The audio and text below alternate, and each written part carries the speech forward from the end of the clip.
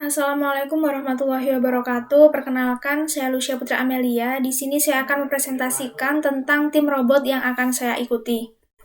Pertama-tama, perkenalkan, saya Lucia Putra Amelia, seorang mahasiswa Politeknik Elektronika Negeri Surabaya dengan program studi Teknik Mekatronika. Saya memiliki minat tinggi di bidang mekanika, elektronika, dan robotika. Saya mampu bekerja dalam tim dan bekerja di bawah tekanan. Saya adalah seseorang yang memiliki jiwa organisasi dan bertanggung jawab dengan apa yang telah saya pilih. Motivasi saya bergabung dengan tim robot tari karena saya memiliki minat yang tinggi di bidang robotika. Saya juga ingin mengembangkan skill mengenai robotika dan saya berharap dapat berpartisipasi serta berkontribusi untuk memenangkan berbagai lomba robot. Skill saya yang pertama dasar desain inventor, yang kedua Microsoft Office, yang ketiga public speaking, dan yang terakhir adalah kepemimpinan dalam tim. Selanjutnya yaitu untuk deskripsi lombanya sendiri, KRSTI atau Kontes Robot Seni Tari Indonesia tahun 2023 mengambil tema Robot Penari Denok Semarang atau Robot Penari Gambang Semarang.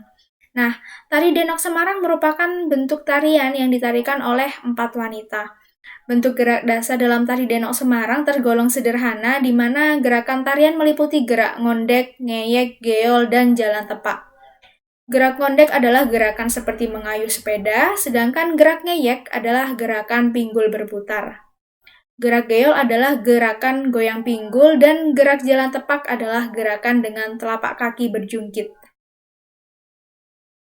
Gerak tangan atau lamben adalah gerakan jari dan tangan.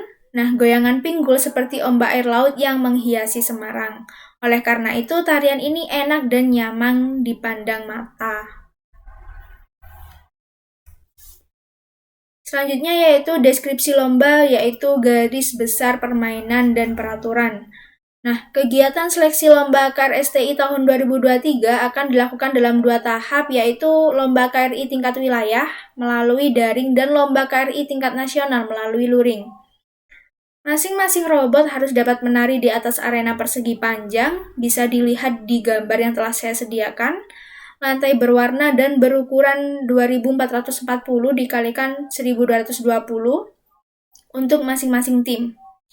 Tiap arena tim robot memiliki 3 zona utama, bila diurutkan dari awal hingga akhir adalah zona A, zona B, dan zona C, di mana tiap zona ini berfungsi sebagai pemandu gerakan tari.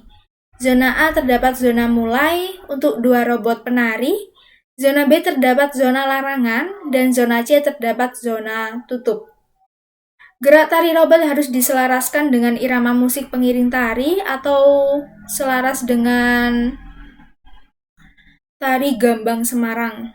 Nah, setiap sesi pertandingan, 2 robot dari masing-masing tim peserta diletakkan di atas arena atau lapangan perlombaan sesuai dengan warna tim, yaitu merah dan biru. Semua perintah aba-aba akan diberikan oleh juri. Untuk tantangan lomba sendiri, menurut saya tantangan lomba di bidang mekaniknya, yang pertama yaitu disebutkan dalam rules, bahwa berat robot tidak boleh melebihi 10 kilo.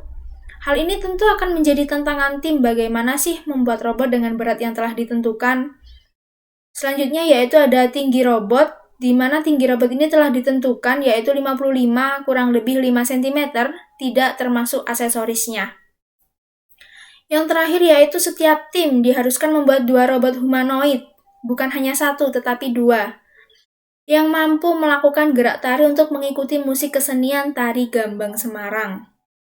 Untuk tantangan lomba di bagian non-teknisnya, yang pertama, memahami rules yang telah dibuat oleh panitia lomba dan menyampaikan kepada tim. Yang kedua yaitu mengatur, merencanakan, dan melaksanakan proyek bersama tim berdasarkan anggaran dan penjadwalannya. Yang ketiga, menentukan aksesoris sesuai dengan rules dan tetap memperhatikan keestetikanya. Yang terakhir yaitu mencari sponsorship. Untuk strategi, gagasan, dan desain yang saya kemukakan, yang pertama yaitu di mekanik. Desain robot harus semaksimal mungkin dan mempertimbangkan bahan apa sih yang akan dibuat untuk robot, sehingga ketika robot sudah mulai dirakit, berat robot sesuai dengan rules yang ada. Nah, desain ini bisa dibuat di inventor dan jangan lupa untuk tetap memperhatikan estimasi waktunya sesuai yang telah ditentukan oleh project manager dalam sebuah tim. Rules tentang robot juga akan tersedia ketika lomba akan diadakan, sehingga sesegera mungkin untuk memahami rules tersebut agar ketika perancangan robot tidak salah baik dalam bahan yang boleh digunakan ataupun tidak, berat robot, dan dimensi robot itu sendiri. Untuk bagian non-teknis, yang pertama, strategi yang harus dimiliki sebagai seorang project manager tentunya adalah manajemen tim, untuk menjaga agar timnya itu bekerja secara produktif. Hal ini mengartikan bahwa project manager perlu memahami manajemen konflik agar setiap orang dalam tim mampu bekerja sama dan memiliki semangat yang tinggi.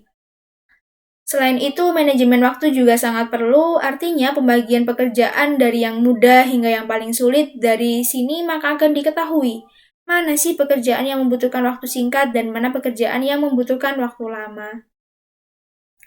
Selanjutnya ada project planning, di mana project planning ini mencakup pengaturan jadwal, sumber daya, dan biaya project. Nah, dengan adanya project planning, maka akan mengetahui tujuan dan goals-nya dari tiap-tiap divisinya. Selain itu juga ada metrik keberhasilan, timeline, dan jadwal hingga anggaran project-nya. Nah, selain tentang project manajernya, non-teknis juga membuat aksesoris robot. Ketika membuat aksesoris robot harus sesuai dengan rules. Strategi saya mengusahakan agar aksesoris robot tersebut mirip dengan aksesoris aslinya. Oleh karena itu, lebih sering berlatih sehingga ketika membuat aksesoris dapat dengan mudah menentukan titik keindahannya. Titik keindahan bisa didapatkan tidak harus dengan desain yang rumit, tetapi alangkah baiknya desainnya sederhana namun rapi. Terakhir yaitu sponsorship juga diperlukan dalam pembuatan proyek. Oleh karena itu harus membuat proposal semenarik mungkin dan harus bisa meyakinkan pihak yang kita tuju bahwa sebenarnya mereka juga akan diuntungkan dari sponsorship tersebut. Sekian penjelasan dari saya, kurang lebihnya mohon maaf. Wassalamualaikum warahmatullahi wabarakatuh.